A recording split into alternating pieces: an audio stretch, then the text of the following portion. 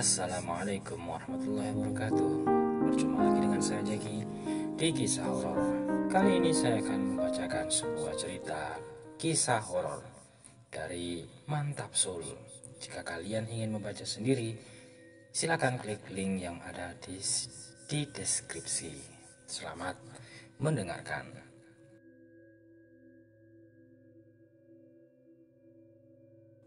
Rumah samping kuburan.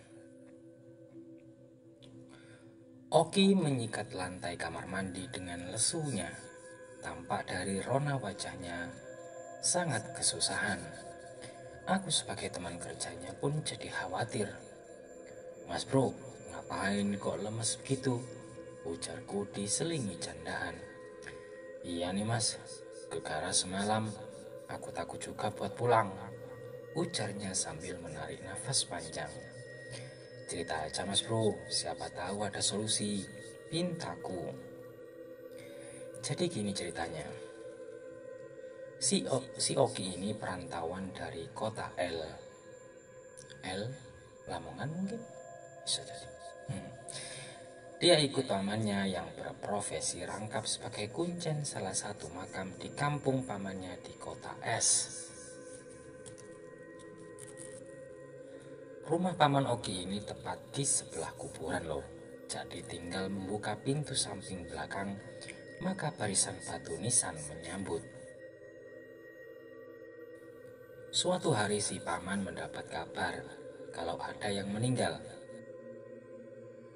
Kebetulan si Oki lagi nggak ada kerjaan, maka diajaklah anak itu. Oki yang baru pertama kali ikutan sedikit merasa canggung saat prosesi memasukkan jenazah, apalagi seorang wanita, sehingga dia cuma bisa menonton para sanak saudara almarhum yang menguburkan. Usainya mereka beres-beres selalu membersihkan diri. "Ki, nanti Pak Lek sama Bu Lek dan adikmu, anaknya paman ya, mau kehajatan. Tolong jaga rumah ya." "Sendirian Pak Lek?" ujar Oki terperanjat. "Tenang Ki, nggak ada apa-apa. Pokoknya jangan buka pintu belakang," ujar pamannya disusul anggukan pasrah Oki. Selepas isya, keluarga paman Oki segera berangkat dengan motor warna kuning yang biasa dipakai Oki ke tempat kerja.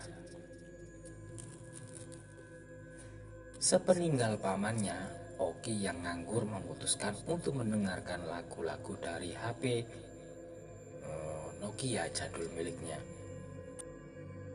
Tak lama Oki pun larut dalam barisan di playlist miliknya. Namun itu tak berlangsung lama. Tok tok tok. Oki tersentak dari kesyaduhannya. Dimatikanlah ponsel jadul miliknya. Tok tok tok. Suara terdengar sangat dekat, namun Oki enggan membalas. Oki segera bangun dan membuka pintu kamarnya dan mengeluarkan kepalanya saja. Arah ketukan itu sangatlah dekat karena memang berasal dari pintu belakang. Dengan was-was Oki berdiri di samping pintu tanpa mendekatinya. Suara ketukan itu berhenti, namun seketika berubah menjadi suara orang. "Buka, aku ingin masuk. Tolong buka, dingin," ujar suara itu memelas. "Aku tahu kamu di sana. Tolong bukain. Aku ingin masuk." Bukan rasa iba yang muncul, melainkan rasa takut. Pasalnya, di balik pintu belakang ada kuburan dan gerbang kuburan sekitar 10 meter dari pintu depan rumah. Apalagi dengan suara lolongan anjing yang biasa tidur di kuburan. Kalau orang normal pasti dia akan keluar kuburan dulu. Tok tok tok. Pintu depan diketuk. Oki refleks menoleh ke arah depan. Bersamaan dengan itu lenyaplah suara seram di balik pintu belakang. Tok tok tok. Di balik gorden tampak siluet seorang wanita memakai dress putih. Oki dengan canggung membuka pintu karena dia menerima tamu wanita di malam hari yang agak tabu di adat ketimuran. "Mas, Pak S-nya ada," ujar wanita itu. Oki merasa familiar dengan wajah pucat wanita itu. Langsung tersentak kaget. "Itu kan wanita yang mati tadi sore." Oki yang gelagapan bingung mencari alasan, namun otaknya belum benar-benar lumpuh. Di tengah keadaan kejepit, dia mendapat alasan yang bagus untuk kabur. Pintu depan dihadang, pintu samping kuburan, satu-satunya tempat yang aman adalah kamarnya. Sebentar, saya panggilkan." Oki segera melesat tanpa mempersilahkan tamunya ataupun hanya menawarinya minum. Oki langsung masuk ke kamarnya dan menguncinya dari dalam. Sejenak dia merasa aman sebelum suara kamarnya diketuk. "Ki, ayo keluar. Aku tahu kamu di dalam." Hihihi. Nafas Oki tersendat. Setan itu kini di depan kamarnya. "Ki, kenapa sembunyi? Aku tahu kamu di dalam." Hihihi.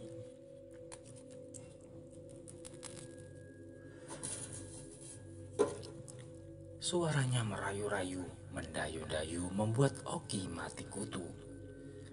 "Ki, nggak usah sembunyi. Aku tahu kamu di dalam. Aku masuk loh." Oki sudah seperti tawanan yang menunggu eksekusi. Dia cuma bisa membaca doa dalam hati. Tiba-tiba saja terasa sunyi. Oki sudah mengumpulkan keberanian. Dia membuka pintu kamarnya dan berlari keluar rumah. Baru keluar dari rumah, ada cahaya menyorotnya. 2 orang turun dari motor. "Ki, kenapa lari-lari?" Ternyata itu pamannya. Tanpa Oki menjawab, pria yang dibonceng langsung mengucapkan salam dan masuk. Singkat cerita, ternyata sejak sore si paman sudah merasakan hawa gak enak sejak menguburkan jenazah. Sehingga si paman ini mengungsikan keluarganya ke rumah ortunya. Terlepas dari amal perbuatan almarhum semasa hidup, kejadian ini adalah ulah jin dan setan yang ingin mengganggu dan menyesatkan manusia. Selesai. "Oh iya mas bro, tuh yang dibonceng siapa?" tanyaku. "Itu Pak Yai mas, beliau juga guru dari Pak Le," jawab Oki masih sibuk menyikat lantai. "Oh iya, kenapa kok mas bisa diteror?" "Soalnya baju yang bantuin tadi lupa belum ganti karena kena kotoran mas. Tapi sekarang sudah kubakar bajunya," dia menjawab sambil ketawa kecil, menyembunyikan galaunya. "Takutnya mas, tuh setan balik lagi atau ada yang lain," ujarnya menerawang. "Ya kalau itu terjadi aku siap dengerin episode berikutnya." Lalu aku pun tertawa, dia terketawa, kami ketawa, kami dimarahi. Tamat.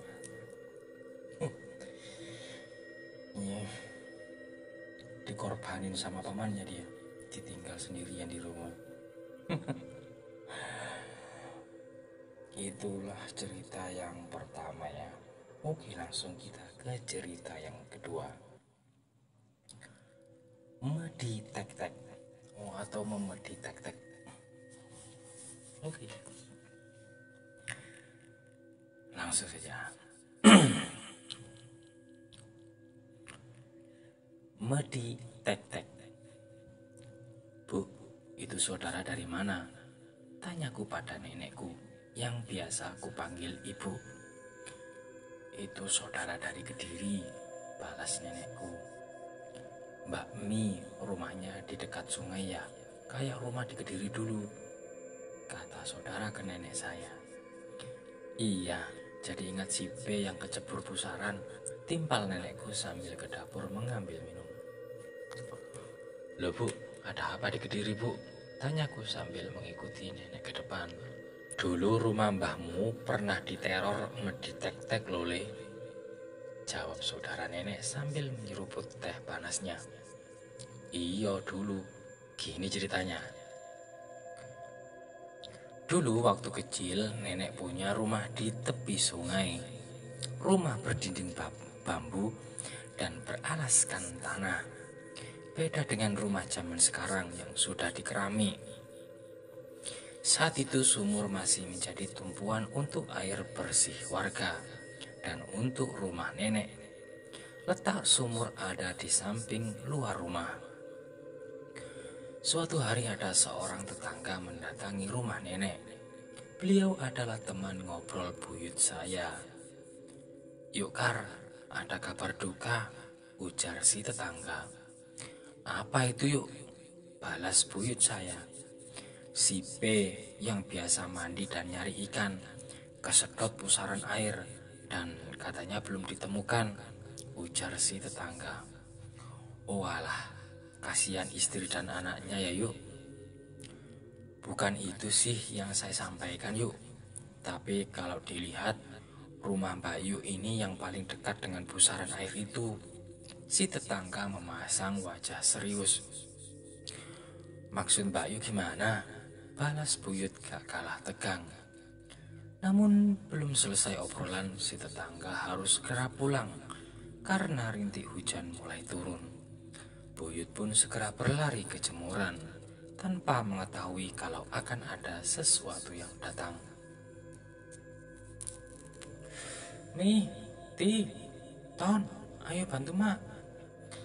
Seketika nenek dan saudara-saudaranya berhambur keluar. Malam pun datang. Kegelapan kembali membasuh bagian bumi. Lampu minyak dan lilin adalah satu-satunya penolong mereka dari gelapnya malam. Buyut yang sedang melipat pakaian di ruang tengah ikut merasakan kesunyian malam. Kletek, kletek, kletek, terdengar seperti suara batu berbenturan. Kletek, kletek, kletek. Awalnya Buyut mengira kalau ada orang lewat, karena teras rumah masih dipenuhi bebatuan, yang mana akan menimbulkan bunyi kalau tak sengaja berbenturan karena tersenggol kaki. Tapi makin lama Buyut makin curiga, karena bunyi batu itu tak kunjung berhenti. Karena penasaran, Buyut pun mengintip dari balik gedek. Gedek itu tembok bambu. Suara itu tiba-tiba lenyap dan Buyut tak menemui siapapun atau apapun. Meti mana ini yang mampir? Ujar Buyut kembali ke kursi miliknya. Belum lama Buyut melangkah, suara itu muncul lagi. Sudah, jangan ganggu keluargaku, gumam Buyut. Pagi itu Mbah Kakung belum balik dari kota. Buyut hanya ditemani anak-anaknya, yang sebagian dititipkan di rumah saudara. Ibu-ibu melayat menghampiri rumah mengajak Buyut untuk melayat. Dari berangkat hingga pulang beberapa kali Buyut mendengar selentingan warga soal setan kalap yang gemar menarik orang di tengah pusaran air. Banyak juga yang menyebar rumor tentang mitos orang yang dimangsa kalap. Semua itu membuat Buyut begidik. Malam pun datang. Buyut sedang istirahat di kamar beliau. Sunyinya malam memang cocok untuk mengantar kebuayan mimpi. Namun tidak malam ini. Suara sekecil apapun bisa terdengar jelas. Bunyi gesekan ranting, bunyi hembusan angin yang menerobos celah tembok bambu, atau bahkan suara anak-anak kecil yang tengah gelisah. Ada apa toh, kok belum pada tidur? Tanya Buyut pada nenek dan saudara-saudaranya. Ada bunyi mak, kayak orang main batu, ujar kakak tertua nenek. Sudah, sana pada tidur, ujar Buyut menenangkan. Tak bisa dipungkiri, bunyi yang kemarin datang lagi. Suara batu berbenturan. Kletek, kletek, kletek. Sudah, jangan ganggu, gumam buyut lirih. Bukannya mereda, suara kini semakin menjadi. Dari suara batu berbenturan berubah jadi orang menyapu dengan sapu lidi. Srek, srek, srek. Buyut pun goyah. Beliau masuk ke kamar anak-anaknya. Bocah-bocah kecil itu berdempetan satu sama lain dengan wajah ketakutan. "Mak, ada suara orang menimba air," ujar salah satu saudara nenek. "Sudah, jangan dipedulikan," bisik buyut sambil duduk di tepi ranjang. Matanya terpejam dan mulutnya komat kamit membaca doa. Cahaya lilin menari-nari di keheningan. Mulut yang tak henti berdoa, manakala suara orang menimba seakan menggoda. Biur, kret, kret, biur. Anak-anak kecil meringkuk di bawah tarian cahaya lilin. Kret, krek, krek. "Mak, ada yang mencakar gedeknya," ujar saudara nenek. Dinding bagian luar kamar itu menjadi korban, tepat di mana anak-anak itu berada. Buyut masih komat kamit.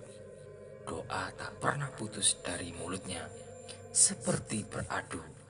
Yang di luar kembali menunjukkan eksistensinya. Kret, kret. Cakaran di dinding bambu kian menjadi.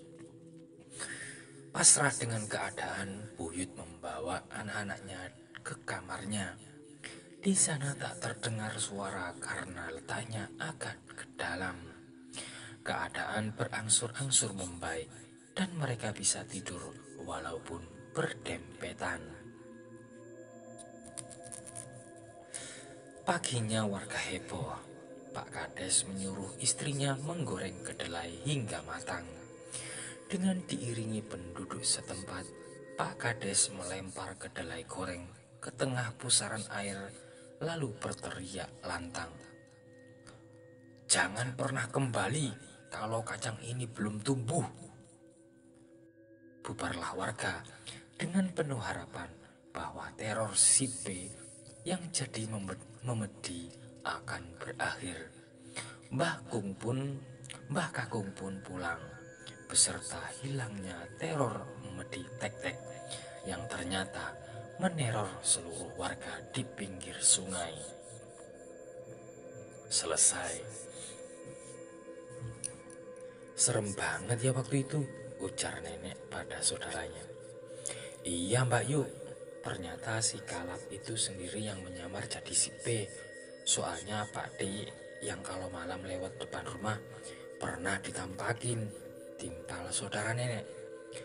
"Gak takut ya tuh orang?" "Ya enggak Yuk, malah pas ketemu si B lagi meringkuk. 'Tolong, dingin,' gitu katanya. Malah disuruh pulang sama Pak D. 'Sudah Le, pulanglah, ini bukan duniamu lagi,' ujar saudara nenek menirukan suara orang tua.